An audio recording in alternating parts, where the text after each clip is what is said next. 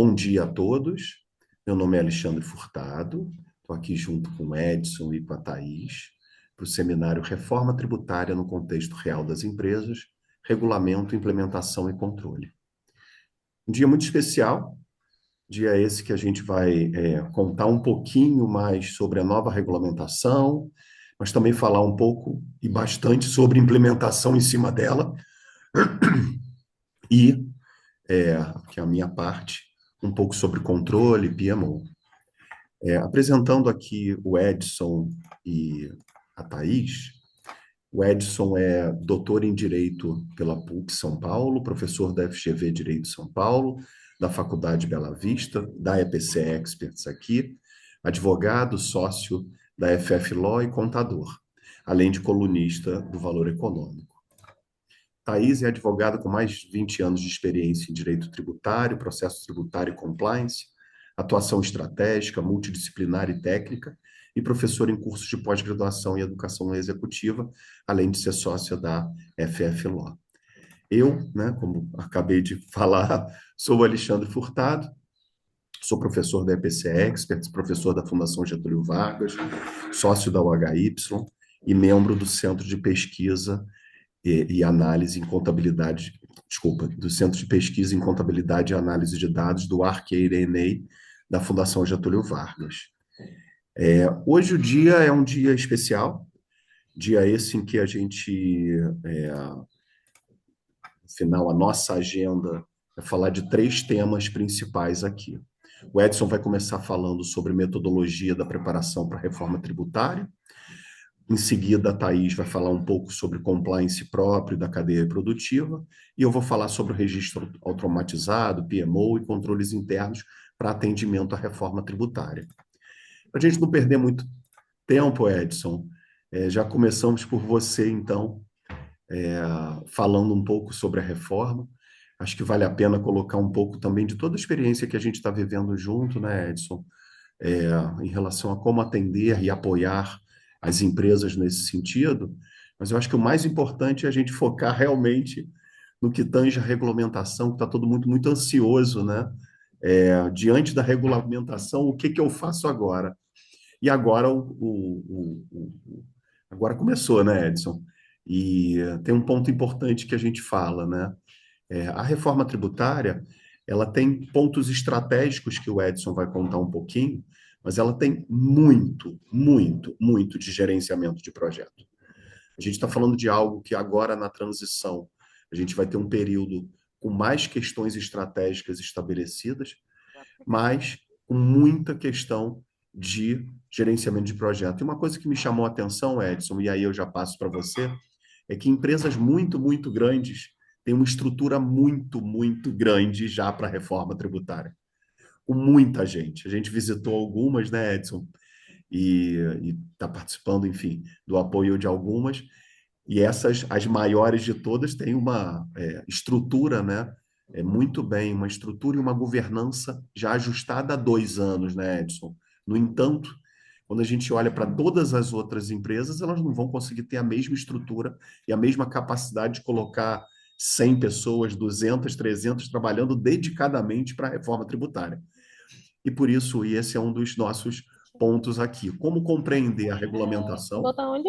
como compreender que essa regulamentação ela acaba implicando também numa mobilização interna muito grande, perfeito, para ser atendida, de várias áreas das empresas, e a partir daí, como gerar todo o atendimento a partir dessa estrutura feita, e que você pode fazer, claro, com tecnologia e com outros pontos, sem precisar ter 100, 200, 300 pessoas dedicadas.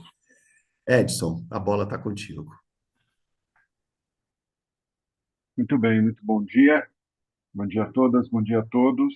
É uma satisfação estar aqui falando sobre um tema, o tema do momento, né? E um tema que, pelo menos para mim, é um tema apaixonante.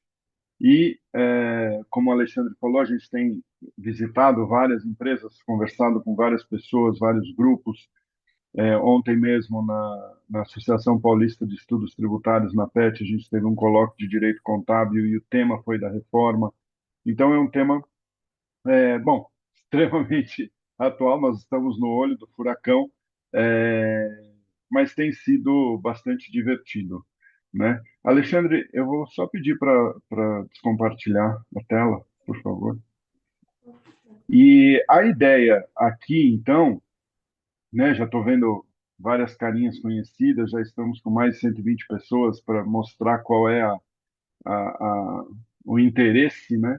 A ideia, então, é a gente tentar passar um pouco o que é o estado da arte hoje em termos de reforma tributária, tendo em vista o que nós temos visto. Né? Como o Alexandre comentou, nós temos passado por muitas empresas, por vários grupos de discussão, e a gente consegue perceber os vários, né, os vários degradês, vamos dizer assim, de implementação da reforma. Com o regulamento, e nós vamos tratar de alguns pontos específicos do regulamento, né, principalmente da CBS, embora eles sejam muito parecidos, o da CBS e o da IBS, do IBS, com o regulamento a gente começou uma contagem regressiva, a Thais vai detalhar um pouco melhor isso, mas é a parte de compliance, né? Nós temos o 90 dias, que a gente estava esperando que fosse dia 5 de janeiro, não foi. Aí veio 90 dias da regulamentação, ficamos esperando a regulamentação. Finalmente, a regulamentação veio no dia 30 de abril. Muita coisa ainda está ficando para ato conjunto. São, se eu não me engano, até a última contagem que eu vi, são 164 dispositivos que vão ficar para ato conjunto depois, né, para ser regulamentado depois.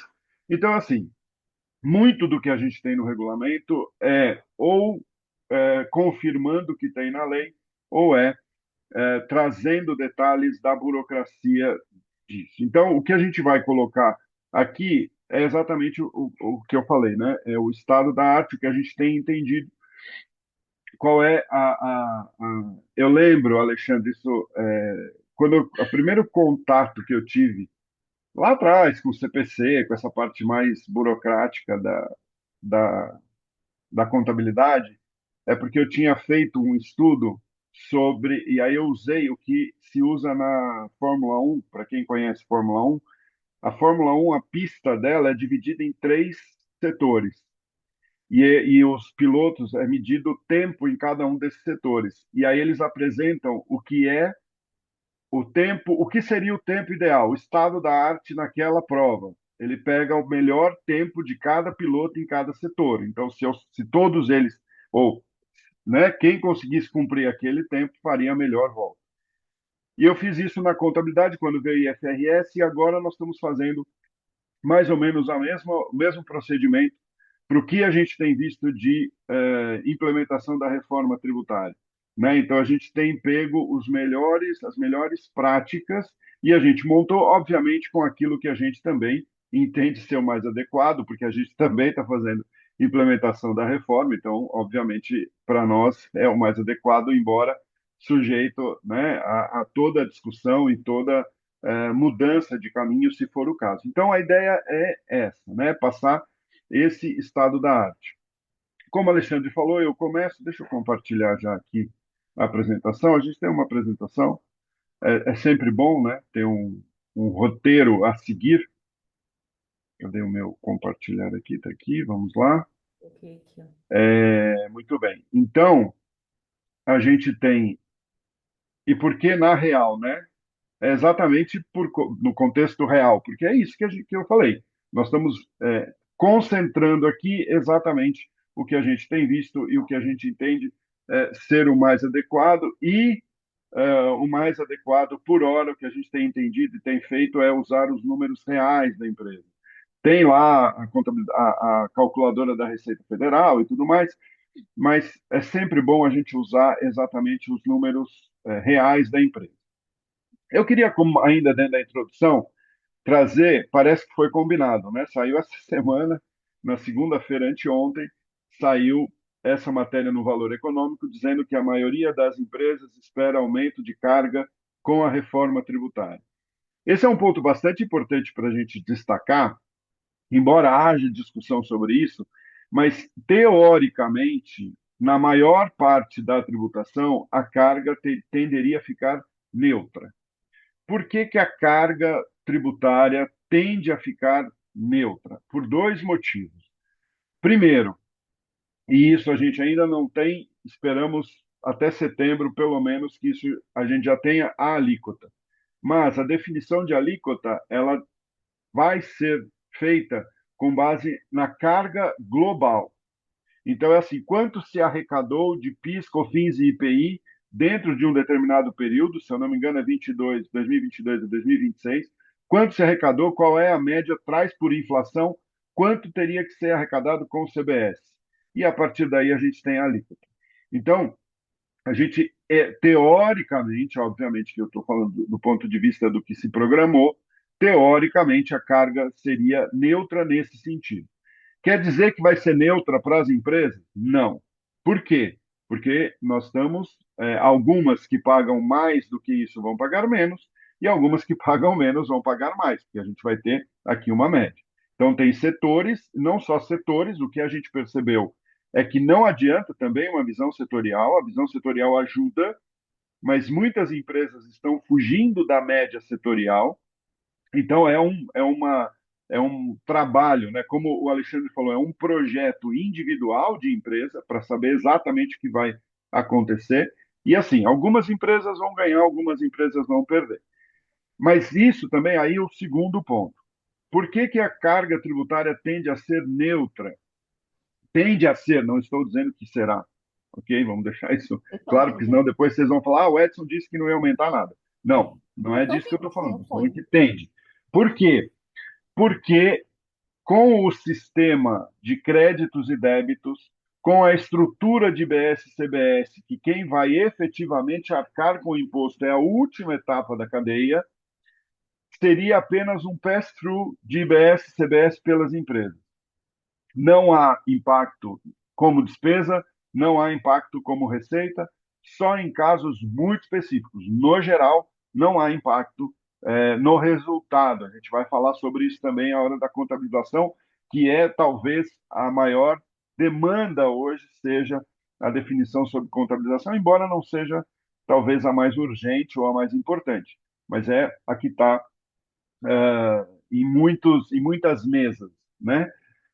Então, se tende a ser só um pass-through, o que pode acontecer? Aumentar a guia de recolhimento, mas não a carga tributária, porque esse imposto está sendo, imposto e a contribuição, né, está sendo repassado para frente. Essa é a tendência. E essa matéria gerou bastante discussão em alguns grupos exatamente por conta disso. Né?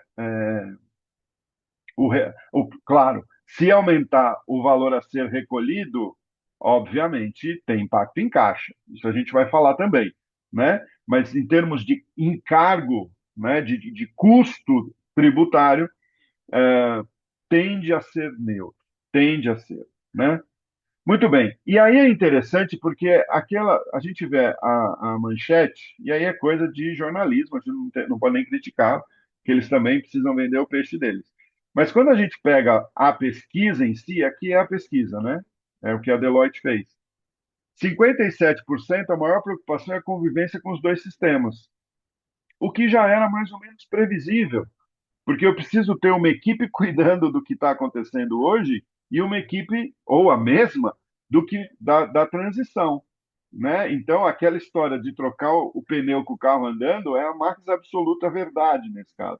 Se a gente quisesse um exemplo concreto do que é esse ditado, é a reforma tributária. Então, não tenha dúvida, esse é uma grande preocupação.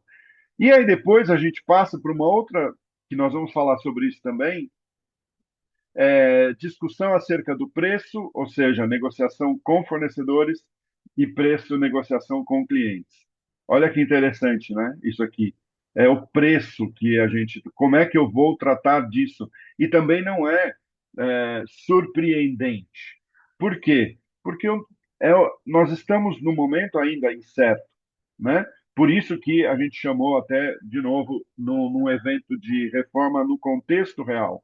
A empresa precisa saber, na realidade dela, qual é o impacto, como negociar com o fornecedor, como negociar com o cliente, prazo para operacionalizar os novos tributos.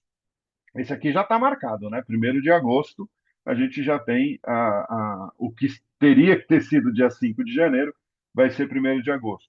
Incentivos fiscais, fundamental.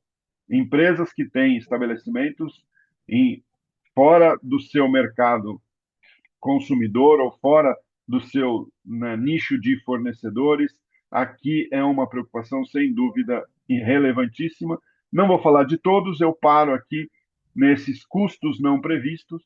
Ontem, nesse evento da APET, foi muito interessante a visão sobre custos não previstos.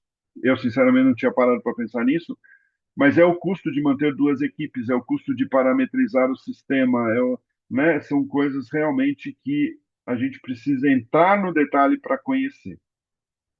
Muito bem.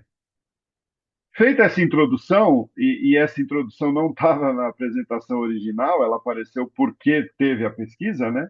Mas vamos lá. Então, a nossa agenda é metodologia. Eu vou falar um pouquinho sobre essa questão da metodologia, que é o estado da arte com o que a gente entende ser o mais adequado. O compliance próprio e da cadeia produtiva, a Thais comenta sobre isso, e registro automatizado e controles internos. Aí vem o Alexandre, expert em TI aqui, vai mostrar o dashboard e tudo mais, muito interessante. Então vamos lá. Bom, primeira coisa, né? Apareceu ali a segunda preocupação das empresas, fornecedores. E aí, exatamente como é que a gente vai tratar com fornecedores? Primeiro, busca de informações nas compras. Então, eu tenho, primeira coisa, preço líquido. Né? O que que a gente precisa? A gente precisa buscar o preço líquido das minhas compras. É possível fazer isso? Sim, é possível fazer isso. A gente tem XML das notas fiscais, a gente consegue tirar os tributos. Se nós não tivermos nota fiscal para tudo e aí não consegue abordar todas as compras, a gente tem um segundo filtro, que é FD contribuições, né? A tomada de crédito de PIS e COFINS. Ali eu tenho algumas compras que não têm nota fiscal. O maior exemplo disso é locação, né? Locação hoje não tem nota fiscal, mas está lá na FD contribuições. A gente faz esse segundo filtro. E se ainda assim não tiver jeito, aí não vai ter outra alternativa a não ser fazer estimativas com relação às transações residuais. Então, primeira, né, reforma tributária na real. Primeira coisa, pegue as notas fiscais de compra e veja qual é o preço líquido. Não deu, não tem nota fiscal? Vamos para a FD Contribuições, tira dali também PIS e COFINS, que a gente consegue tirar, e tira dali ISS, provavelmente, né? Se tiver, e faz estimativas naquela parte residual. Mas vejam, a gente reduziu bastante o nível de estimativas aqui. Né? Nós estamos muito próximo do que seria efetivamente a parte dos fornecedores. Ok, cheguei no preço líquido. Como que a gente trata esses dados? E daí que eu tenho preço líquido? Né? Bom, primeiro, base dos créditos fiscais. A partir daí, nós conseguimos apurar quanto de crédito a gente vai ter. Simula uma alíquota. Não tem alíquota? Não tem problema. Simula uma alíquota.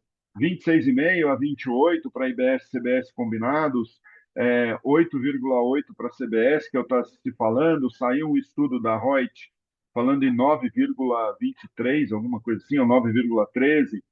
Estimamos uma alíquota e a gente consegue ter uma base de crédito. A primeira etapa na formação de preço, para aquelas empresas que formam o preço com base no custo, porque tem empresa que não vai fazer, né, não forma o preço nessa metodologia, tem outros métodos. Mas aquela que utiliza o custo para formar o preço, eu tenho aí a minha primeira etapa. Né? Qual é o custo que eu tenho? E não só, nós vamos aprofundar essa parte da formação de preço. Não só a questão de custo, mas também de despesa. Consigo já um primeiro, né, uma primeira informação sobre o resultado também, demonstração do resultado do exercício, que a partir do ano que vem muda o nome, né, para demonstração de resultado, pelo CPC 51, mas é uma questão de nomenclatura. A Lei 6404 continua chamando de DRE, então continuamos chamando de DRE. Já é um primeiro passo para o resultado, e é o que eu falei. IBS e CBS das compras não é custo, não é despesa. Então, eu tenho um efeito no resultado. E um ponto importante: a gente viu, segunda preocupação das empresas no relatório da Deloitte, base de negociação contratual com fornecedor. Eu vou negociar com o fornecedor pelo seu preço líquido.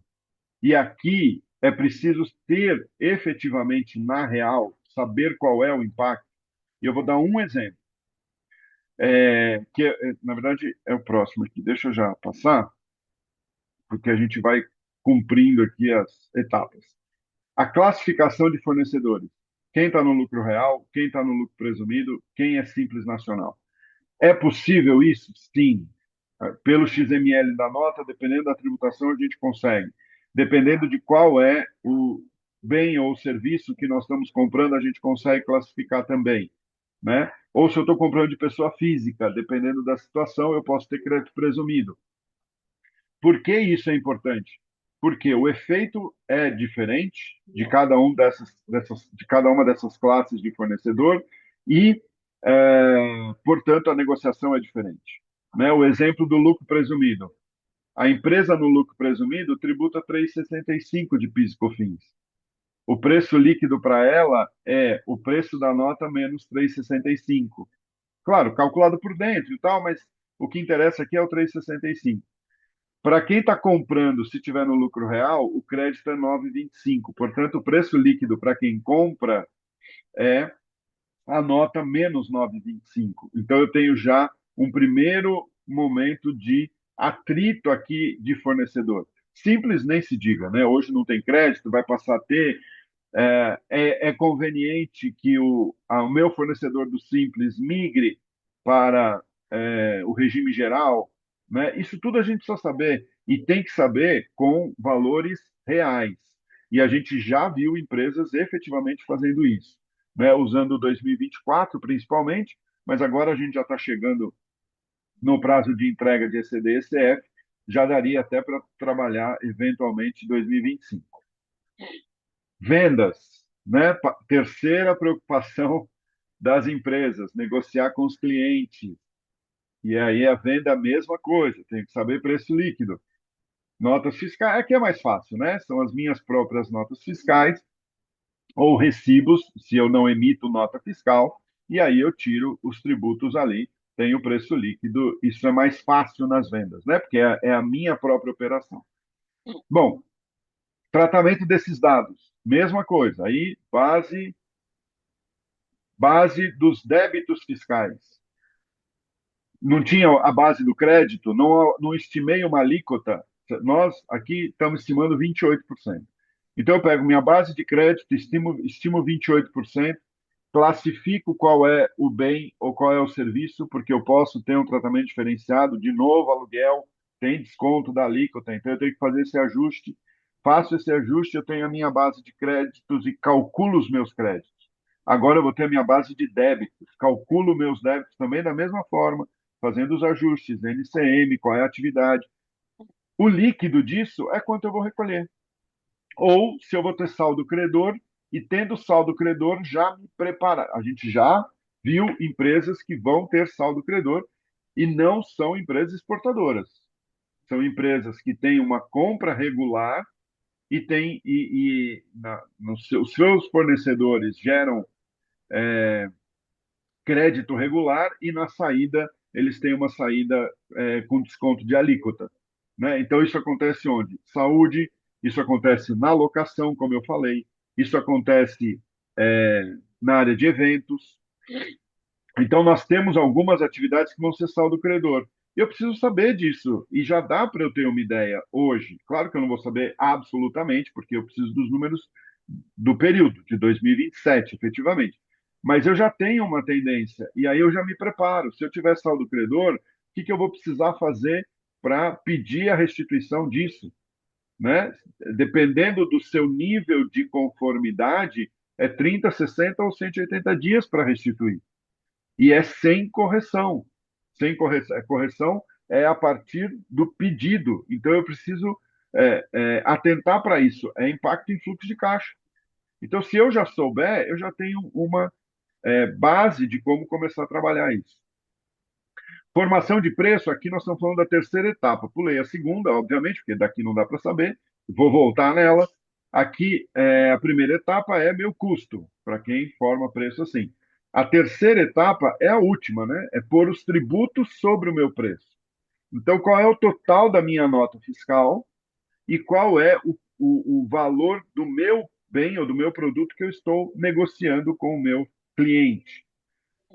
Entra a segunda parte aqui também do resultado, eu consigo apurar uma DRE efetivamente, e é a base de negociação contratual, assim como é para o fornecedor, também será para o cliente. Lembrando que para as empresas, e aqui a maioria, se não todos que estão aqui, estão em empresas que atuam no B2B, nós estamos no meio da cadeia, e aí no meio da cadeia é só lembrar, né? Nós somos clientes de alguém e fornecedores de alguém. Então nós vamos ter essa negociação dos dois lados. Precisamos estar preparados para isso. Bom, tratamento de dados, classificação também. Meu cliente é pessoa jurídica? É lucro real, lucro presumido? Isso muda. Lucro presumido não tinha crédito, agora vai ter. Simples. Vou informar meu cliente que talvez valha a pena ele migrar para o regime geral? Isso pode facilitar minha negociação, porque aí vai ser crédito para ele. Órgão público, né? Órgão público, eu tenho inclusive a questão de concessões, por exemplo, infraestrutura, venda, né, para órgão público que eu já tenha negociado o preço, eu vou ter que pedir um reequilíbrio econômico-financeiro, eventualmente. Eventualmente, o reequilíbrio vai ser contra a empresa, pode ser, né? Então, também tenho que saber disso. E entidade imune, meu cliente é entidade imune, é como se fosse pessoa física, né? Aí a gente já está, é consumidor final, como se fosse pessoa física. Então, vejam, nós precisamos classificar os fornecedores e classificar os clientes para saber como negociar e qual é o impacto para cada um deles. Lembrando, é a segunda e a terceira preocupação das empresas, né? Muito bem. Aí passamos para a contabilização. Já temos a base de crédito, já temos a base de débitos, podemos então tratar da contabilização. Bom, não existe uma regra, ainda não existe um normativo a respeito, e eu vou, minha posição não, minha percepção, assim, com base em conversas, com base em, né, em ver como as empresas estão lidando, quais são as demandas e tudo mais. A minha percepção é que, por hora, não teremos nenhuma orientação, seja do CPC, da CVM, talvez o Conselho Federal de Contabilidade se manifeste sobre a contabilização. Mas, mesmo assim, ela depende muito de empresa para empresa. E essa é uma demanda que eu tenho ouvido também. De um lado, alguns profissionais pedindo uma normatização. Por outro lado, principalmente departamentos contábeis de empresa, não querendo essa normatização, porque pode engessar e ela quer ter liberdade para prestar a melhor informação. Então, a gente tem aqui, com relação ao crédito fiscal, a nossa proposta é fornecedor e separando, e CBS e IBS a recuperar e o estoque. Bom, isso é o que está no CPC 16. O que, que o regulamento fez? Entramos agora num item do regulamento que inova com relação à lei. Ele separa, né? Ele diz crédito a apropriar e o crédito apropriado e o crédito utilizado. Né? Tem três categorias de crédito fiscal no regulamento. Isso pode, de uma certa forma, fundamentar, separar IBS e CBS. Eu acho que esse ponto é importante, deixa eu aparecer aqui. Então, do jeito que está o regulamento, pode induzir ou dar uma ideia da empresa separar. IBS, CBS a apropriar e IBS, CBS apropriado, ou quer dizer, ele pode já utilizar. As empresas precisam pensar nisso. Convém separar as duas coisas, porque, vejam, cada empresa vai decidir. Cada empresa vai olhar e falar assim: não, a melhor informação contábil que eu vou passar para os meus usuários, para os meus stakeholders, é separar. A gente só tem que prestar atenção no seguinte: o prazo máximo entre o apropriar e o apropriado é 60 dias. Por que 60 dias? Porque se eu vendo no dia primeiro do mês, o meu fornecedor ele tem até o último dia do mês seguinte para pagar. Então vai dar mais ou menos 60 dias, esperando que ele pague, obviamente, que ele precisa pagar para que eu tenha é, para que eu tenha a possibilidade de tomada de crédito, né? Então é 60 dias. E eu tenho que ter dentro do meu sistema gatilhos para dizer, olha, agora você muda de uma conta para outra, né? Veja, isso cada empresa vai ter que avaliar. Não existe uma regra. Não existe dizendo você tem que separar em duas contas, você tem que separar em três. Você tem... O que está escrito é você não deixará isso no custo. A empresa quer deixar no custo? Pode até deixar, mas isso vai dar um reflexo na toda a sua contabilidade gerencial vai ser impactada por isso. Então tem que tomar cuidado. Agora, o CPC 16, ele é claro, separa do custo, separa do estoque, né? E separa da despesa também.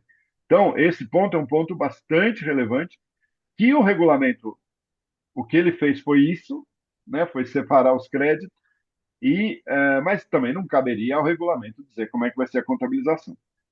Então, isso com relação ao crédito, com relação às compras, né? E aí, de novo, cada transação pode ter uma questão diferente. Por exemplo, o que me ocorre? Uma transação que pode ter IBS CBS no resultado. Brindes. Brinde é tributado, mas você não repassa isso no preço, porque não tem preço, né? Então isso vai para resultado. Como que eu vou tratar disso?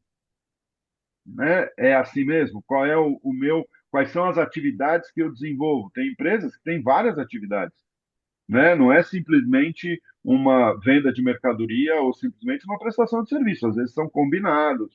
Como que eu vou tratar na contabilidade esses é, créditos e depois os débitos de IBS e CBS? Na venda, né? Que a lei, o regulamento estão chamando de débito fiscal. Clientes a receber, DRE, então eu vou lá para o Receita, é o que a gente tem chamado de Receita Líquida, e já separado o passivo de CBS e IBS. Esse aqui tem uma certa discussão, né?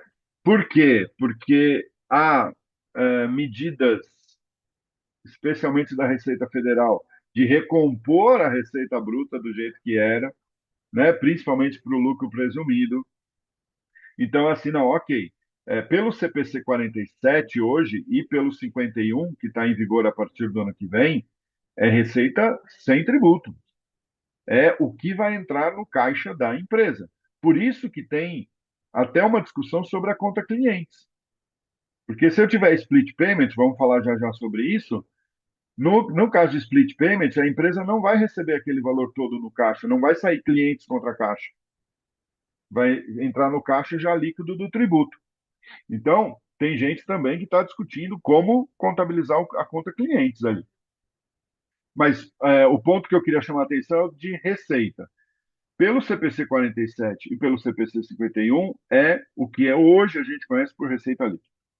Né? Embora não seja receita líquida, não chame receita líquida na contabilidade, é o que a gente conhece por receita líquida. Pois bem, e é o que está aí, é o que o Decreto-Lei 1598, que é o decreto-lei talvez mais importante do imposto sobre a renda, ele define exatamente receita bruta sem esses valores. Então, aqui já tem um ponto de discussão para as empresas que estão no lucro presumido e no simples, porque a base de imposto de renda e contribuição social vai ser o faturamento, não vai ser a receita, né? Receita bruta. A receita bruta inclui ou não inclui? Em princípio, não inclui. Tá? Muito bem. Estamos também trazendo, como eu disse, a nossa posição. Eu vi que estão aparecendo algumas questões. Talvez valesse a pena levantar a mão e falar, viu? Porque vai ser difícil de eu ver aqui. Eu vi por hora, por alto, assim. Bom, e aí eu fecho o estoque na venda. Então, conseguindo fazer isso, eu já tenho, então, demonstração de resultado, eu consigo ver o impacto, eu consigo ver quanto que eu vou ter que desembolsar de caixa. E aí passamos para a formação de preço. A primeira etapa, como a gente viu, custos e despesas. E aqui um ponto importante: tanto custo como despesa sem IBS, CBS. Aqui é um impacto grande. Custo, ok, porque eu já estou pensando diretamente nos meus custos. As despesas tendem a ser menores. Por quê? Porque eu vou tirar delas IBS, CBS. Hoje eu tenho discussão se eu tiro PIS e COFINS dali de dentro, né? Eu tenho para algumas despesas discussão sobre ICMS. Então, hoje, existe um resíduo tributário muito grande nas despesas, que vai deixar de existir. Isso pressiona menos a margem de lucro das empresas. O custo está menor e as despesas estão menores. Portanto, a margem de lucro está menos pressionada. E aí vem a segunda etapa, exatamente a margem de lucro, considerando um custo que tende a ser menor, especialmente se eu tiver aqui itens de ICMS que eu não tomo crédito e itens de serviço, que é o ISS, eu também não tomo crédito. E as despesas certamente estarão menores, porque eu estou recuperando valores que hoje eu não recupero. Isso pressiona menos a minha margem de lucro. E aqui, cada empresa vai ter que pensar sobre a sua metodologia de custeio e formação de preço. Vai manter? Vou manter a minha margem de lucro? Manter a margem de lucro implica, vamos dizer assim, implica não, mas a tendência é que meu preço seja menor. Eu vi uma exposição da Ernst Young que disse isso, que o preço tende a diminuir.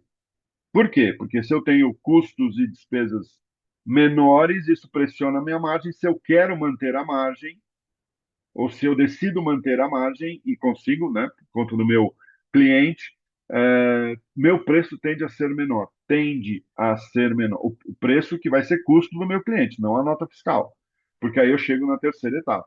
Eu vou acrescentar os tributos e hoje eu vou colocar um tributo que é maior nominalmente do que a gente tem hoje. Não é porque hoje também é por dentro e tudo mais, mas nominalmente a gente tende a ter um valor maior. Então, minha nota fiscal pode ser maior, o valor total da nota pode ser maior, mas o custo que eu estou passando para o meu cliente pode ser menor. E aqui não tem jeito, é a quarta preocupação das empresas, a formação de preço. E é uma preocupação legítima, porque está aqui, né, o motor da empresa.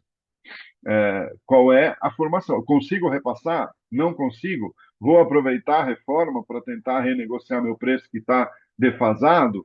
Vou aproveitar a reforma para baixar um pouquinho o meu preço e ganhar market share? A empresa vai ter que trabalhar com isso. Mas como chegar até aqui? Volta lá para o começo.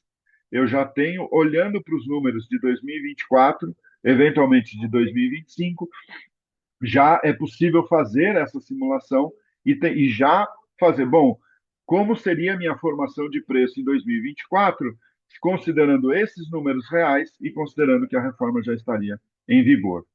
Tá?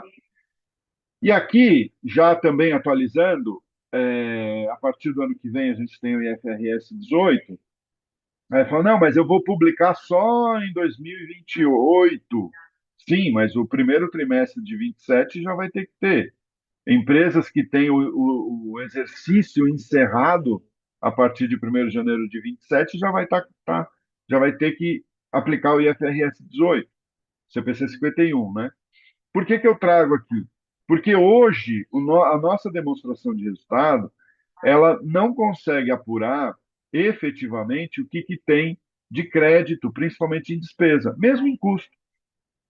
Eu não sei quais custos me dão crédito, eu não sei quais despesas comerciais me dão crédito, quais despesas financeiras, despesas administrativas, quais despesas financeiras. Lembrando que despesa financeira vai passar a ter IBS, CBS, né? As instituições financeiras vão informar esse valor. Quando eu venho para a nova DRE, o que está sendo chamada, né? Eu separo, matéria-prima eu tenho crédito, folha de salário não, depreciação eu tenho crédito, resultado de investimento não. Despesa de juros eu tenho crédito. Então, é possível identificar o que tem crédito e o que não tem, já juntando as duas coisas, né? Reforma tributária com IFRS 18. Só lembrei aqui, o Alexandre perguntou, né, por que que a Home, por que que eu peguei a Home? Porque eu conheci, tive o privilégio de conhecer o controller da Home, que muitos daqui devem conhecer de livros, que é o Clóvis Padovese. Eu tenho vários livros dele, eu gosto muito dele, é, e eu tive a satisfação, né, e o privilégio de conhecê-lo pessoalmente. Então é uma homenagem que eu faço aqui ao Clóvis Padovese, trazendo a Home, embora essa demonstração de resultado não foi ele que fez, né? Bom, veja, hoje já é assim, eu tenho custo aqui dentro, mas em nota explicativa eu já abro por natureza. Então eu tenho aqui depreciação, despesa com pessoal, matéria-prima, aqui tem um material de uso e consumo, né? Teria que ver exatamente o que que é isso, frete. Então eu já consigo ter uma ideia de crédito, tá? Mas a nossa metodologia considera o de verdade, né? Eu vou na nota fiscal, eu vou na EFD contribuições. Bom, impacto no fluxo de caixa, aqui também é uma preocupação das empresas. Temos que considerar prazo médio de recebimento e prazo médio de pagamento. Esse é um ponto fundamental para a gente começar a avaliar fluxo de caixa. E a gente consegue ter isso, né, nessas informações. Então, por que que isso é importante? Porque se eu recebo há mais de 60 dias, ou há mais de 30, a gente pode dizer, depende de quando eu vendo, há mais de 45, 60 dias, o meu recebimento está acima disso, eu vou pagar o imposto, eu mesmo vou assumir o encargo do imposto, o recolhimento do imposto. Isso afeta o fluxo de caixa, né? E a mesma coisa do pagamento. Se eu pago a mais do que 45, 60 dias, o meu fornecedor vai pagar o imposto e eu vou poder tomar o crédito, né? Embora a gente tem uma diferença, tem um gap, aí, um delay de crédito sempre de um mês. Porque eu só posso tomar o crédito quando o meu fornecedor pagar. E ele paga no último dia do mês subsequente. Portanto, só no outro mês, se pago, a gente vai poder tomar o crédito. E aí, o recolhimento pelo adquirente, que não é tão bom quanto eu esperava que fosse, né? É só se não tiver condições de pagar via eletrônica que possa ser utilizado split payment, aí eu tenho a possibilidade de recolhimento pelo adquirente. É quase se eu pagar em dinheiro, o recolhimento pelo adquirente, é quase isso. Então ele perdeu a sua força, o regulamento detalha isso, ficou muito claro, né? Que não é simplesmente uma questão contratual.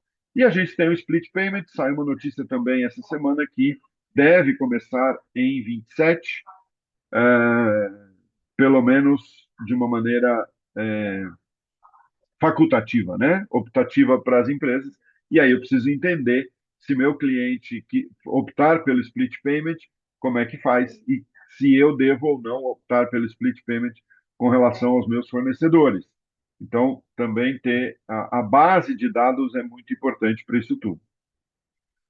Outras situações, já estou terminando a minha parte aqui. Política de bonificação. Isso é fundamental, eu já vou voltar nela. Prática de adiantamento ao cliente ou do cliente, antecipação, é tributado também. EBITDA e outras medidas do desempenho. Então, uma notícia que talvez seja boa: o EBITDA tende a aumentar. Por que que o EBITDA tende a aumentar? Porque eu estou tirando crédito fiscal das minhas despesas, né? Então, ele tende a aumentar, tende, não sei, né? É aquela negócio, os economistas, tem vários economistas aqui que eu sei, os economistas gostam de usar uma expressão latina que é ceteris paribus, e que os físicos falam em condições normais de temperatura e pressão. Ou seja, tudo mais constante, o EBITDA tende a aumentar. A questão é que, aprendi ontem essa, Nelson Rodrigues dizia que a realidade é a realidade. O que ele quer dizer com isso, né? ou o terreno pantanoso da realidade. Que condições normais de temperatura e pressão só existem no laboratório, né? E o ceteris paribus só existe na planilha do economista. No mundo real, as coisas são diferentes. Então, assim, precisamos estar preparados. Então, voltando lá, política de bonificação é fundamental rever isso. Chama o pessoal de comercial e vamos rever a política de bonificação. Qual é o efeito que vai ter? Porque vai passar a ter um efeito grande aqui. E mudando a política, pode ser que a gente tenha um efeito benéfico com relação a IBS-CBS. Adiantamento de cliente, né? Eu tenho falado isso publicamente, vou repetir aqui. Para mim, o maior problema da regulamentação de IBS-CBS é tributar adiantamento. Isso é um instrumento de negócio, isso é um instrumento para fortalecer fornecedor, isso é um instrumento para fortalecer relações contratuais e agora a gente coloca tributação sobre isso. Quer dizer, eu vou antecipar, eu vou ter que antecipar mais. Eu tenho efeito no caixa, seja para o fornecedor, seja para o cliente. Portanto, temos que rever. Vamos para um contencioso? Não é hora da gente falar isso neste momento, dia 27 de maio, às 9h47 da manhã. Mas a Thaís talvez toque nesse assunto e a gente precisa escolher muito bem os pontos de eventual contencioso, porque eu tenho repercussão para frente e tenho repercussão para trás. Ok? Bom, eu acho que essa era a minha última, meu último slide. Eu ia falar transparência, eu insisto em falar transparência. E tinha uma questão que, pelo menos que eu tinha visto. Antes de passar, Thaís, deixa eu ver. Simplificação da reforma. João Luiz, minha posição pessoal, vai simplificar, depois de piorar bastante. A gente vai ter uma fase tumultuada até 2032, mas eu acho que a partir dali dá uma melhorada. Eu não sei Edson. se é torcida ou se é análise efetivamente. Só um segundo, Alexandre, até 2033, como fará o lançamento das receitas? Ah, bom, pois é. Bom ponto, Maria José. Excelente aqui. É, eu vou ter os dois sistemas. Eu vou ter, a menos que eu entre com uma ação judicial para tirar IBS, CBS da base de CMS e ISS, eu vou ter as duas coisas. Então, eu vou ter uma receita bruta, que não vai ter PIS e COFINS lá dentro, nem CBS, e vou ter a receita depois do ICMS. E aí é interessante, né, Maria José? Você fala até 2033, 27 e 28, 2027, 2028 é mais fácil, porque é só trocar PIS, COFINS por CBS. A partir de 29, aí sim, eu começo a ter IBS, começo a reduzir ICMS e ISS. Aí, assim, não vai ter jeito. Eu não vi ainda empresas que já tenham feito isso no sistema. O sistema está preparado para 27 e 28. Não vi, não vou dizer que não exista, mas nessas visitas todas que nós temos feito, não vi ninguém já preparado a partir de 29 nessa mudança de como contabilizar a receita. Mas assim, vai dar trabalho, mas é isso, né? Márcio, teremos acesso ao material? Com certeza teremos. Depois a gente vê como a gente compartilha. Eu. Hã? Não, o que eu queria falar, Edson, você vai lendo aí o chat. Tem dois pontos importantes aqui para passar para a Thaís depois que você concluir. Eu acho que foi o último chat. Mas, primeiro, gente, a gente está colocando algumas enquetes que são muito importantes nesse estudo todo nosso e tudo mais, até mesmo para apoiar vocês, se for o caso, nessa reforma. Mas, Edson, eu peguei aqui uma primeira enquete, que é a mais interessante do diagnóstico, e para fechar a sua fala, né? A grande maioria das empresas acabaram fazendo um primeiro diagnóstico, perfeito? E esse primeiro diagnóstico foi feito bem antes da regulação, né? E numa fase de transição que ele pegava alguns pontos ainda um pouco mais para frente, mas, grosso modo, a resposta da enquete vai muito da minha opinião e eu queria saber a sua, tá, Edson? Então vamos lá, vou falar aqui a enquete. Em que estágio está o diagnóstico de impacto na reforma tributária na sua empresa? 33% dos participantes aqui disseram que ainda não começaram. 26% que já foi realizado e segue válido. 34% já foi realizado, mas precisará de revisão parcial. E 11% já foi realizado, mas precisará de revisão ampla. Na minha opinião, Edson, quem fez o diagnóstico antes já estava muito estruturado como empresa, como estrutura de empresa, inclusive com áreas dedicadas à reforma tributária. No entanto, esse diagnóstico, na minha opinião, vai ter que ser revisto parcialmente, pelo menos, e aqui os 33% indicam isso, mas quando você olha para um número de 11%, né, e aqui a gente está falando de um público de empresas grandes, né? A gente tem um público muito mais voltado para companhias abertas aqui do que para empresas menores. E no nosso rol, normalmente, a gente tem mais esse tipo de empresa. É, 11% me chama a atenção de ter que fazer todo o diagnóstico novamente com essa resposta. Vai muito naquela linha que a gente conversa, né, Edson? Ou seja, o diagnóstico feito, grosso modo, pode ter sido inócuo, e agora começa realmente a reforma tributária. O que você acha disso, dessa resposta? Está em linha com o que com o que você pensava? Junto com isso, eu vou responder o Nelson, que falou sobre a falta de recurso é um motivo para atraso na adaptação. Esses 33% que não começaram, Nelson, eu imagino que parte seja isso, tá? Parte, talvez não. É, porque é mesmo, eu já falei, vou repetir. Se vocês querem um exemplo concreto do que é trocar o pneu com o carro andando, é a implementação da reforma tributária, né? Eu vi um meme uma vez, um vídeo de uma pessoa que trocou, né? Ele vira o carro e vai trocando o pneu. Bom, mas enfim, é isso que a gente vai ter que fazer. Então, quem já fez lá atrás? Eu vejo, Alexandre, o que a gente tem visto, Alexandre, não vou nem dar minha opinião muito. O que a gente tem visto? Empresas que fizeram olhando efetivamente para os seus números, gastaram um tempo com isso, investiram um tempo com isso, olharam para os seus números, essas têm uma avaliação mais segura. Não é definitiva, mas é mais segura. Empresas que olharam para o setor, que olharam por estimativas, que estimaram muitos valores de entrada e de saída, essas talvez tenham que fazer de novo.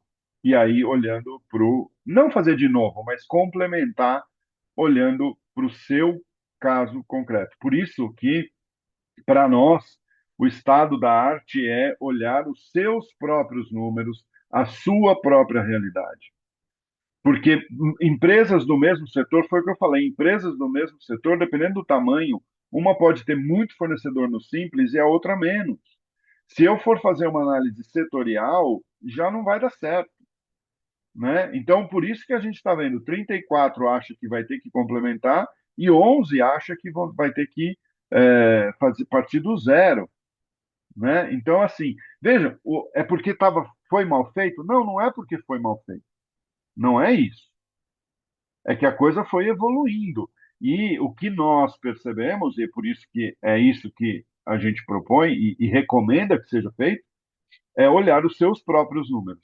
E aí, Nelson, parte é questão de custo, sim, mas o que eu já vi, e aí tem alternativas, né? O que eu já vi, uma empresa que não era pequena, falando assim, não, a assessoria de IRP está fazendo a padronização, portanto, eu já estou implementando a reforma.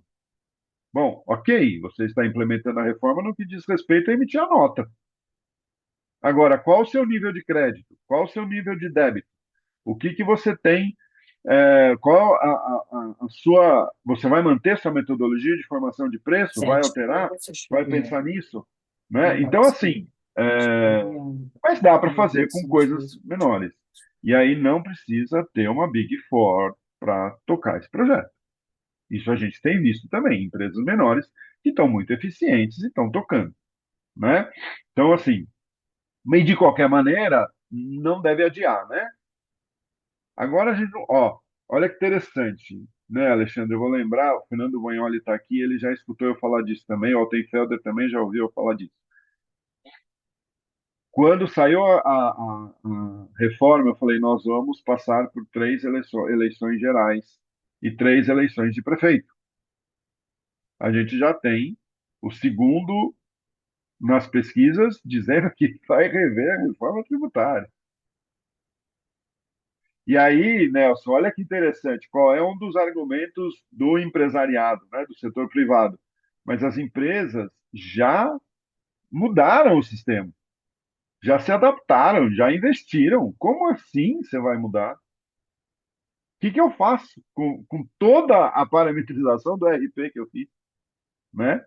Então, esse é um ponto importante. Aí, para passar para a Thaís, tem aqui da Kelly, que eu conheço de longa data também, é, licitação de órgãos públicos, né, para órgãos públicos. Kelly, eu até assessorei em algumas concessões na parte da reforma, o lado, né, público, e a recomendação que eu e o outro e as outras equipes, né, técnicas que estavam assessorando, a nossa recomendação é que seja valor líquido, principalmente se for longo prazo. O que a gente assessorou foi uma concessão, concessão de infraestrutura, portanto, 30 anos.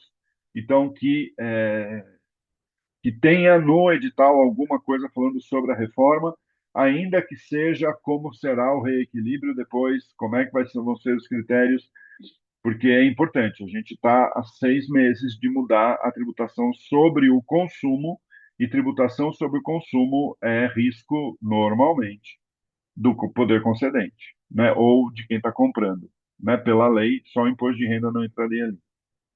O André, eu quero agradecer, André, o merchandising do livro, que eu não fiz por questões óbvias, mas o André fez aqui. Vamos lá, Fabíola, autarquia, qual será a orientação nesse momento? Pois é, a autarquia municipal, Fabíola, esse é um ponto importante também, porque dependendo da situação, não sei qual é o seu caso, mas dependendo da situação, você pode estar imune. E aí, se você está imune, precisa ver qual é o efeito disso. Você não toma crédito. Mas, se você não toma crédito, você é o último na cadeia. A autarquia, se for imune, ela vai ser a última na cadeia. Sendo a última na cadeia, todo o impacto vai estar ali. Tá? Olha lá, uma colega do Clóvis Padovese. Que legal. É, Sim, Nelson, a questão do aproveitamento do crédito e o compliance, bom, a Thaís vai falar bastante sobre isso. É, Bom, tá bom. João Luiz, veja depois. Acho que vai estar até gravado isso aqui, a gente vai Ah, disponibilizar. eu ia falar isso, Edson. Vai estar disponibilizado o vídeo e também inclusive desses papos nossos aqui, não sei se a Zumira vai querer editar essas conversas, mas o vídeo e o E ó, também, a Cristine ganhou o livro de presente. Bom, ok, mas eu poderia recomendar outros livros de presente mais interessantes. Mas ok, vamos lá. Thaís, estou falando demais, você pode Edson, falar, se sentir à vontade. deixa eu só colocar aqui uma questão de É, ordem, que eu acho que é importante, que é o seguinte: a gente ia até 10 horas, até 10h30, a Zumira está me falando aqui, a produção está me falando aqui que é 10h30. Não saiam daí, por favor, gente. A gente tem muito mais coisa para falar. Mas, Thaís, já começando o seu ponto, né, um dos pontos que o Edson colocou bem importante aqui no que a gente está falando é a questão do gerenciamento de projeto e da multidisciplinaridade que tem esse projeto de reforma tributária, né, que envolve várias áreas. As empresas grandonas, elas saíram na frente com estruturas muito grandes, né, Thaís? Com estruturas em que realmente eles colocaram ali pelo menos 30, 40, 50 pessoas. Só que a gente tem, nesse vácuo, diversas outras empresas que grosso modo, fizeram um diagnóstico, ele pode ter sido inócuo e vão precisar, ao Uhum. longo do processo da reforma tributária, de apoio tanto com a questão de projeto, né, de gerenciamento de projeto, quanto com decisões muito nevrálgicas, né, e pareceres, enfim, e double checks. E isso é o que a gente está enfrentando muito no nosso dia a dia de apoio às empresas, né, Thaís? Então, se você puder contar um pouquinho mais dessa operacionalização e como é que isso está sendo feito.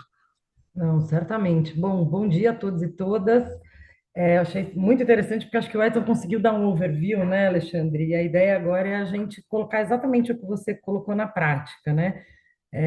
Sabendo, analisando todos esses pontos, né, com uma visão multidisciplinar que vai envolver várias áreas, como a gente toma decisão? A gente fez um evento faz bastante tempo, né, Edson? Mas antes de regulamentação, acho que logo depois da 214, que era exatamente assim, prioridades imediatas. O que que a gente precisa fazer para começar? E eu acho que a regulamentação colocou as empresas de novo nesse lugar, né?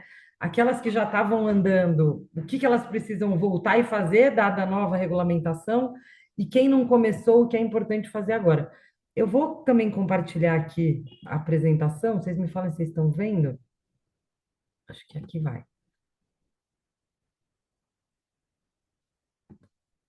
Estão vendo aí? Calma que tá. Foi. Foi. Eu vou tentar ser, como o Alexandre falou, a gente estava com o tempo, né, de não... Vocês estão vendo a apresentação? Eu não estou vendo aqui, mas acho que tudo bem. Vocês estão vendo? Não está em módulo apresentação. Não? Então deixa eu... Não, Agora tá, agora tá, né? não. Você vai ter que sair. Não? Ah, agora Então tá bom. Estão me vendo. Então tá ótimo. Bom, acho que o Alexandre colocou um pouco dessa questão multidisciplinar e eu aqui fiquei. A gente escolheu alguns temas, né, Edson? Porque realmente a gente, em 1 hora e meia, conseguir falar de tudo que é preciso ser feito para implementar a reforma. O Edson deu um overview, mas eu acho que um dos pontos primordiais aqui é um pouco o impacto da reforma tributária na cadeia produtiva. E eu escolhi falar um pouquinho disso porque isso pega muito a parte de compliance com relação à documentação fiscal, com relação a acreditamento, pega a questão da não cumulatividade, negociação. Então, a ideia minha foi focar um pouco nisso, que tem sido um ponto importante e que acaba se comunicando com todas as outras áreas. Mas antes de entrar efetivamente, eu acho que só para deixar assim estampado um pouco quando a gente fala dessa visão multidisciplinar e o que as empresas precisam fazer, eu acho que esse desenho mostra um pouco isso, né? A gente tem visto muitas empresas que lá atrás, o que que fizeram? Bom, fizeram uma simulação. O Edson falou, aquelas que usaram os números próprios, talvez elas estejam um pouco mais avançadas, mas a maioria fez uma conta de chegada ali, olhando porque eu tinha de despesa, o que viraria crédito, olhando muitos créditos de PIS e COFINS ou de CMS e olhando para frente, projetando uma alíquota. Isso é realmente a simulação? Não. A gente sabe que tem muita coisa que ficou fora. Então, acho que o que a área de tax precisa fazer realmente é olhar para esse lugar específico aí de simulação efetiva, olhando os números reais, né? A gente já falou muito da área de TI, porque tem toda a adaptação de sistemas, então, assim, como o Edson colocou, não basta adaptar sistema usando lá, porque a empresa de RP está já adaptada, está adequada à regulamentação, isso não basta. A gente precisa, em razão de tudo que o Edson colocou, de formação de preço, definição de margem de lucro, qual vai ser a política, bonificação, o que que a gente vai colocar dentro do sistema? O sistema vai conversar com essas decisões, né? Contabilidade de novo, tudo que o Edson colocou, o impacto de fluxo de caixa, né? A gente ainda não vai ter split payment, provavelmente isso vai virar uma chave para alguns setores já em 28, mas tem um impacto brutal em fluxo de caixa, que acaba impactando também as decisões de contrato, né? Prazo de pagamento, adiantamento, como é que isso vai ser impactado e quais vão ser as decisões e as cláusulas que a gente precisa colocar no contrato. Parte comercial, logística, a gente tem visto empresas que estão numa posição de decidir, vamos ficar num determinado lugar, para onde vai o meu centro de distribuição, qual é a malha. Então, veja o impacto que a gente tem em várias áreas de negócio em razão da reforma tributária. Compras, área de suprimentos, que é muito do que eu vou falar aqui agora, relação com o fornecedor. E uma área que também precisa ser vista, e é muito importante estar envolvida no projeto, é a área de RH.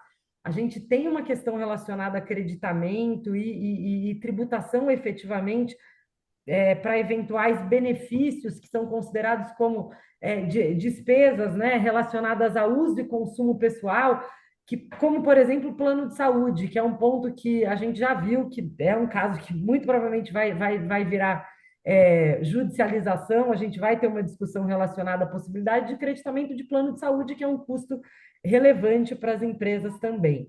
E, por fim, o jurídico, que está muito envolvido na reforma tributária, mas que as decisões que vão ser tomadas para a inclusão num contrato precisam estar pautadas nessa análise em todas essas áreas de negócio.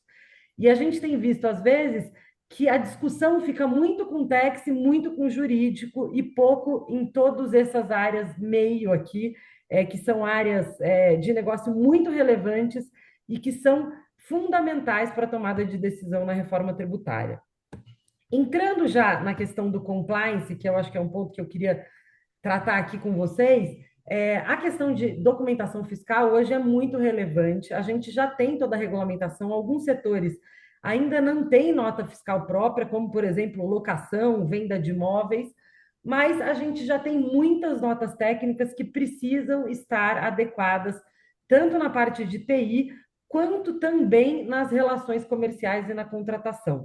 Os sistemas precisam já estar parametrizados para essas notas.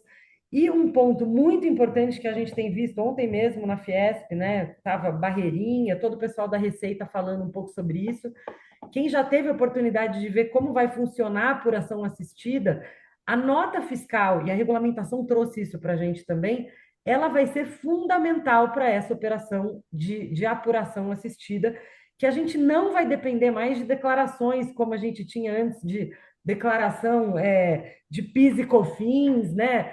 Como a gente vai alimentar todos esses sistemas, isso hoje vai ficar muito a cargo das informações que vão constar nas obrigações acessórias.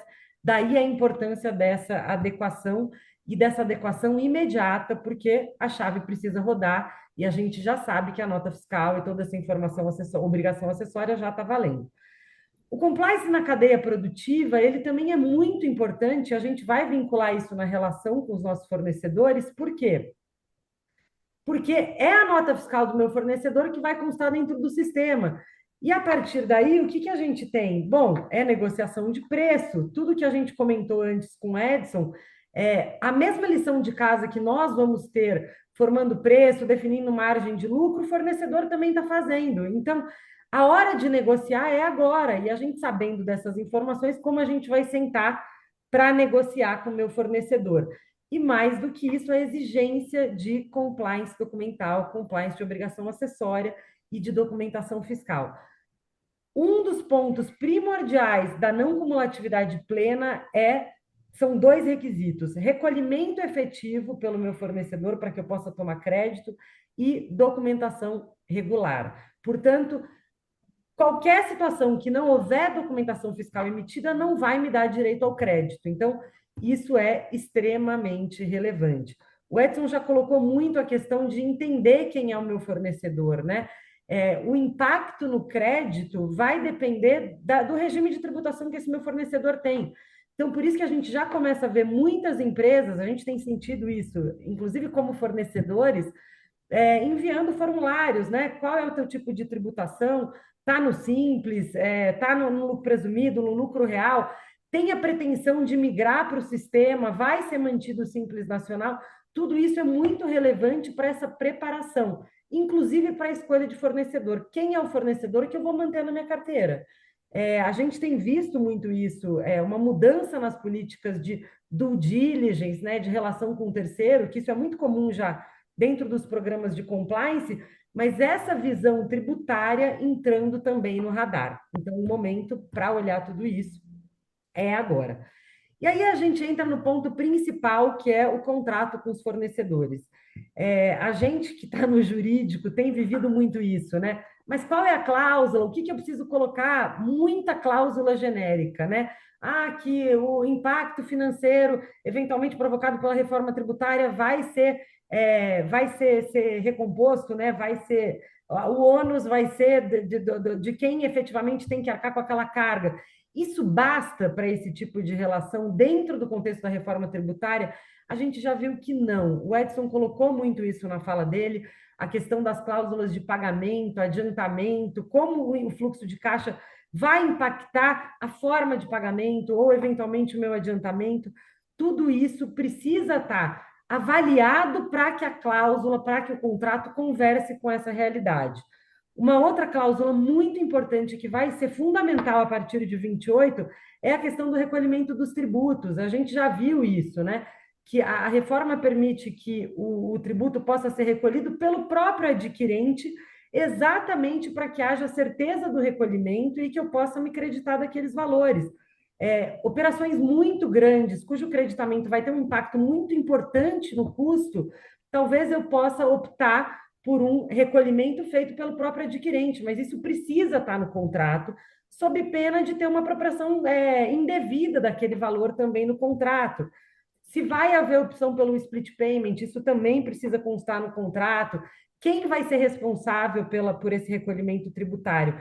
E vejam, aqui eu quero entrar num ponto para não me estender muito, mas essa decisão contratual, ela pode eventualmente virar um conflito que não é um conflito tributário, como a gente estava acostumado a discutir, mas um conflito cível, eventualmente.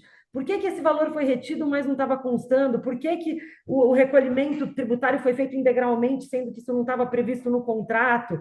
Eventuais cláusulas de reajuste, de reequilíbrio. A gente tem visto isso muito no setor público, que inclusive a Lei 214, ela previu já a revisão contratual em razão do reequilíbrio contratual por conta do impacto da reforma, e a gente não tem previsão alguma para discussões cíveis. Então, a gente começa a ver que os contratos, especialmente aqueles de longo prazo, precisam estar bem elaborados para que a gente, numa eventual discussão futura de reequilíbrio contratual, contratos de locação, build to suit, construção, enfim, a gente tem uma série de setores, especialmente aqueles que têm contratos de longo prazo, que vão ter que olhar isso, e a gente já vê as áreas de negócio jurídica relacionadas às relações jurídicas cíveis, né, se movimentando com relação a essa situação.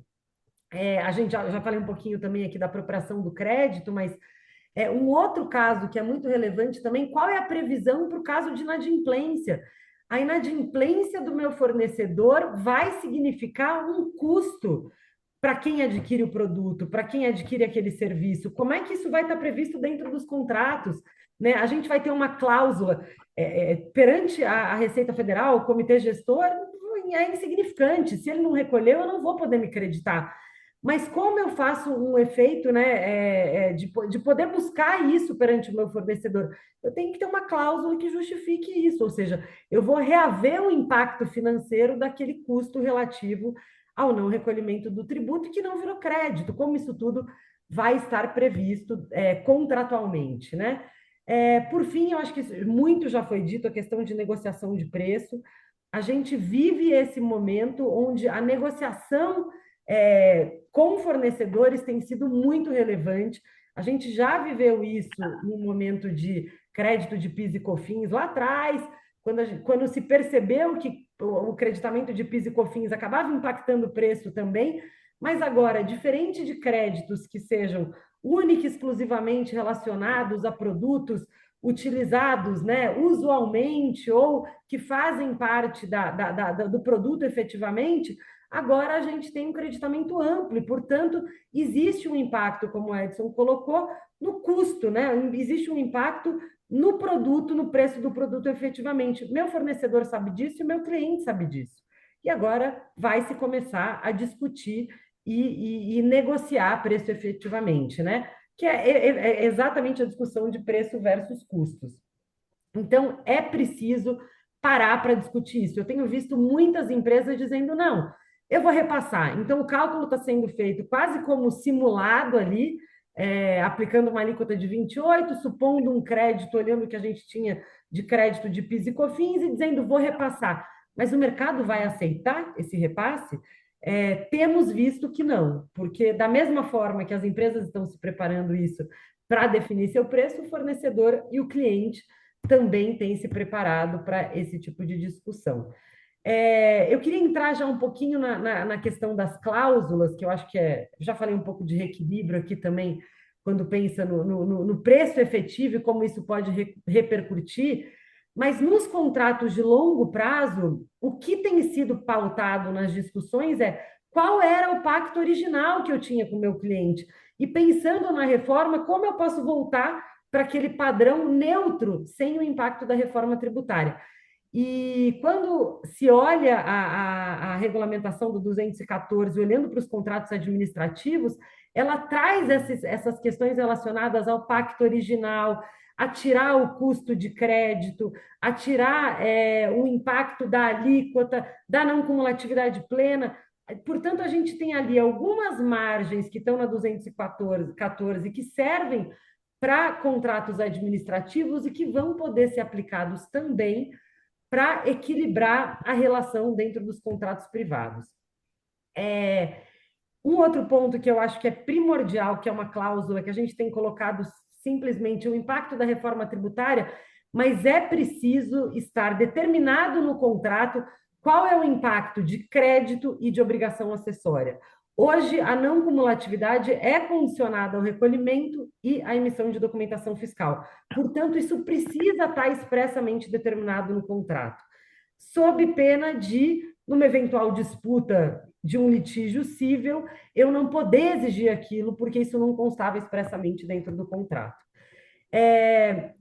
Eu queria já entrar também, para não tomar muito tempo e deixar um tempo aí, porque o Alexandre vai finalizar, algumas dicas relacionadas aos contratos que eu acho que são importantíssimas, que são, primeiro, glossário. Eventuais disputas, e aí eu estou falando de disputas cujo contrato vai ser prova num contencioso tributário ou cujo contrato vai ser prova dentro de um contencioso cível, a gente está entrando em um cenário muito novo que vários termos, como recolhimento pelo adquirente, split payment, creditamento amplo, não existiam no cenário anterior. Portanto, é importante que os contratos tragam a definição e que as partes conheçam essas definições amplamente. Então, acho super importante a gente fazer glossários fixos e relacionados à parte tributária.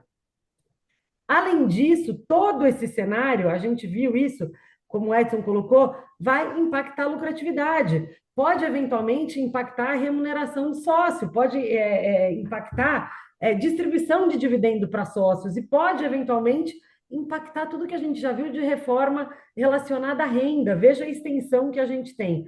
Então, é importante aqui que a gente olhe também para eventuais reorganizações societárias, reorganizações logísticas, como a gente falou aqui. O meu distribuidor precisa estar em Extrema, precisa estar na Bahia. Os benefícios fiscais que vão ser extintos permitem que eu mantenha uma relação com o fornecedor naquele lugar. O impacto é muito grande. Ele impacta a relação societária, relação jurídica, relação de negócio efetivamente. Nós temos visto, assim, estava numa discussão outro dia com um supermercado que, em razão dos benefícios de cesta básica, alguns produtos vão sair da carteira, porque a lucratividade pode estar impactada em razão dessa nova sistemática e desse novo modelo de tributação. E, por fim, eu queria só lembrar da questão dos riscos e das penalidades. A gente falou muito de TI, muito de obrigação acessória, muito da forma como a gente precisa se organizar para essa reforma tributária que já é viva, já existe, a gente já está rodando, embora ela vá até 2033, num período de transição, CBS está rodando a partir do ano que vem e a obrigação acessória precisa estar adequada a partir desse ano. E como o Edson bem colocou, não é uma obrigação acessória que vai estar respaldada por uma decisão de uma empresa de RP ou da empresa que adequou toda a parte de TI. As decisões fundamentadas precisam estar estruturadas nessa análise multidisciplinar. E, portanto, a gente precisa estar preparado para hoje. As penalidades, pela legislação, passam a valer a partir de agosto de 26, é o que está na lei, mas a gente tem visto, e o Barreirinha ontem mesmo confirmou, num evento que houve na Fiesp, que, a princípio, não vai haver aplicação de penalidades no ano de 2026. No entanto, é preciso estar preparado. A gente já viu que a opção por fornecedor vai ser feita no ano de 2026 e, portanto, uma empresa não adequada pode ser um fornecedor que não vai estar na minha carteira de suprimentos, na minha carteira de fornecimentos para o ano de 27, porque a partir de 27 a reforma tributária vai valer de verdade e a gente vai começar a ter penalidades efetivamente. Eu acho que era isso, Alexandre. Tentei correr um pouquinho para dar tempo de você falar aí também e não passar da agenda de todo mundo. Queria agradecer e fico aí à disposição. Acho que a gente pode deixar para o final para as perguntas também, para dar. Eu acho que vai. Na verdade, eu tenho uma pergunta já para você, tá, Thaís? Tá Um bom. ponto antes de eu começar a falar a minha parte, mas eu acho que é importante aqui. O Edson já está respondendo aqui para a Rogéria e para outros que em relação a algum tempo. Mas eu vou aqui falar o que o Carlos Eduardo Amorim falou, é um pouco da minha fala, mas eu queria te ouvir, né? Você colocou muita questão da multidisciplinaridade, obviamente, como um ponto focal, né, e nos nossos projetos, né, Thaís? A gente vem também fazendo e ajudando no PMO do projeto, né? E que Exatamente. algumas decisões nevrálgicas passam muito mais pela posição da empresa, mas um double check, né, que só tributarista pode fazer.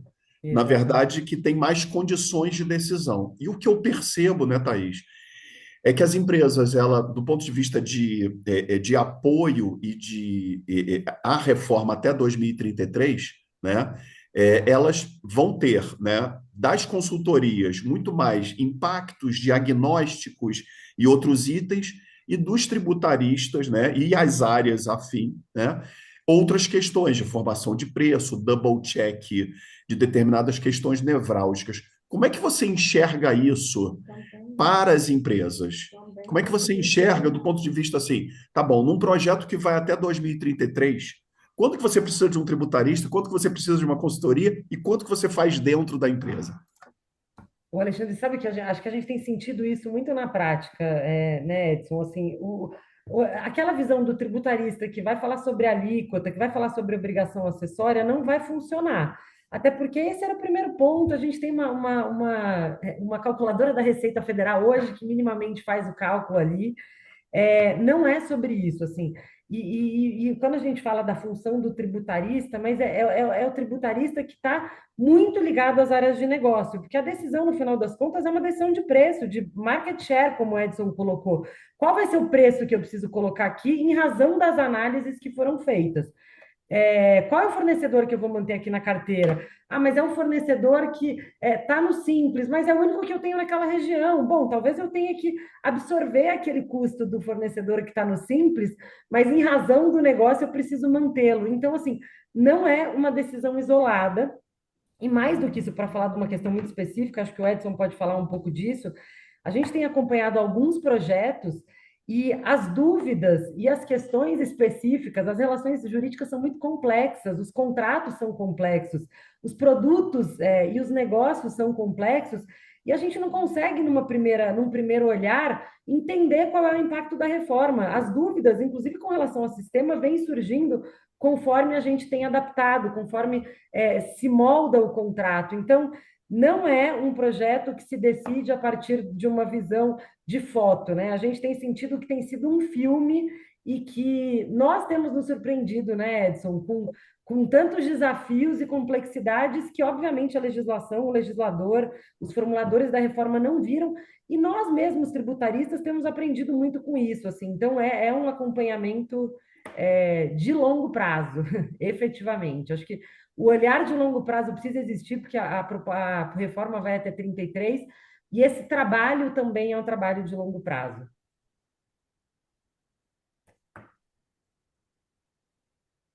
Acho que você está no mudo, Alexandre.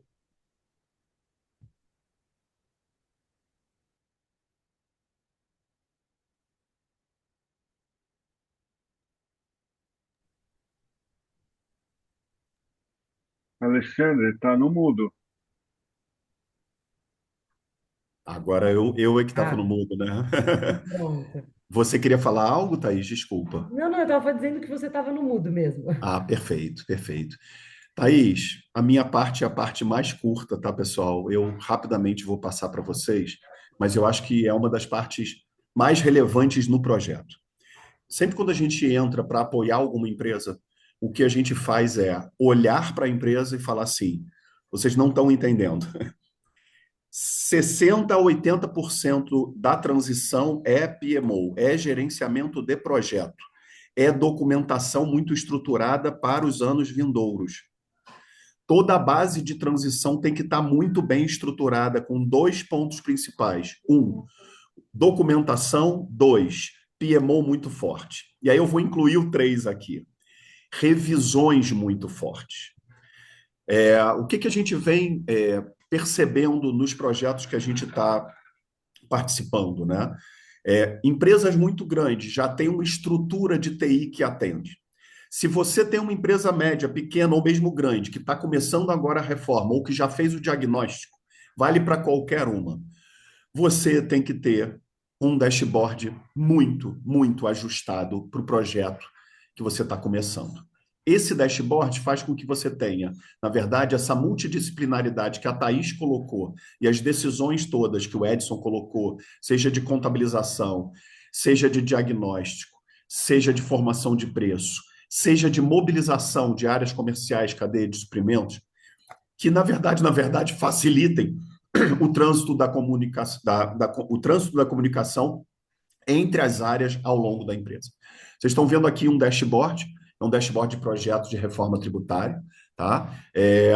A gente criou um laboratório em Campinas para atender as empresas nesse sentido, tá? E no sentido de ter PMO e revisão em tudo. Então, quando vocês olham o dashboard, tem pontos de automação, como, por exemplo, pegar o preço líquido, o custo líquido, como o Edson colocou, das notas fiscais e ajudar tanto consultores quanto empresa a ter um diagnóstico e um relatório muito real em cima desses dados. Existem outras automatizações que, como o Edson colocou, já estão em cima dos SPEDs. Essas automações, como o Carlos colocou aqui no chat, são muito importantes. Mas, gente, o projeto na parte de transição, 60% já é PMO. 60% já é levar para as demais áreas decisões com aprovações, e aqui a gente está falando de empresas, algumas companhias abertas, que vão necessitar, além disso, do double check e de pareceres. E aí entra um conjunto completo do que você tem que ter para a reforma tributária. Além disso, né? Essa documentação toda, isso vale para reuniões, cronograma, é tudo muito bem ajustadinho. Então, quando se fala assim, tem que ter automatização.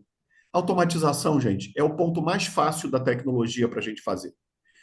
O que você não tem é uma metodologia ajustada a essa automação. E foi o que a gente trabalhou bastante. A metodologia, tal qual o Edson e a Thaís colocaram, traz para a gente um ponto em que esse PMO acaba levando você, nesse período de transição, a caminhar também até 2033. Então, assim, objetivamente falando, a gente tem hoje, né, um conjunto completo da obra em que muitas empresas já têm uma estrutura formada e algumas não têm. Essas que não possuem, é o que eu vou falar um pouquinho agora. Quem não possui estrutura vai para a tecnologia, vai para dashboard. Quem não possui estrutura, tenha sim ao lado dele uma tecnologia não para automatizar somente, mas para fazer o PMO. PMO é o mais importante desse projeto de reforma. Eu brinco com o Edson que nos nossos trabalhos, as partes nevrálgicas que o time dele todo entra são as partes mais importantes e relevantes, tanto de formação de preço, quanto política de crédito, quanto outros pontos que ele colocou de contabilização. No entanto, a parte do PMO, que é a que me cabe aqui, a parte de TI, essa faz com que o projeto caminhe com todo mundo e com todas as áreas ajustadas. Essa mobilização é muito importante também. E todo projeto tem que começar, gente, com capacitação. Não adianta vocês falarem assim, eu já vou fazer capacitação com a consultoria que está fazendo comigo. Beleza, faça ela aplicada. Então, as capacitações de início de projeto, meio de projeto e, claro, ao longo do projeto, é algo também que vocês têm que pensar nesse PMO, faz parte do projeto, tá bom? Era isso que eu queria falar, basicamente. A gente terminou no horário, tá certo? Queria agradecer a todos. Edson, se você tiver algumas palavras, Thaís, as palavras finais, eu acho que o recado foi dado. Quem quiser nos procurar, vocês têm o meu telefone, tá certo? Agradecemos demais a todos. Thaís, você primeiro, depois o Edson, por gentileza. Tá no mudo, Thaís. Agradecer a todos, realmente é pouco tempo para falar, né, de tudo que precisa ser feito aí em termos de reforma tributária. Tem sido bastante desafiador, mas acho que essas trocas são muito importantes, né, para a gente alinhar. Realmente não é um projeto de uma visão só, e eu acho que isso que a gente tem percebido ao longo dos tempos aí pós-emenda constitucional. E agradecer só a presença de todos. Bom, eu queria agradecer também. A gente tem tido já, essa é a terceira webinar, vamos chamar assim, que a gente faz, que a gente não quer passar de um tempo, né? E aí acaba ficando, às vezes, meio corrido, muita questão, mas eu acho que os pontos principais a gente destacou, né? Questão de metodologia, como é que as empresas estão fazendo hoje, qual é a busca de dados. Então, eu acho que ficou bem claro e, de repente, vou ter que fazer outras porque foi muito rápido.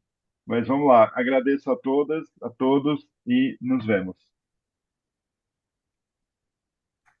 Primeiro, agradecer a Thaís, Edson, a todo mundo, só amigos aqui.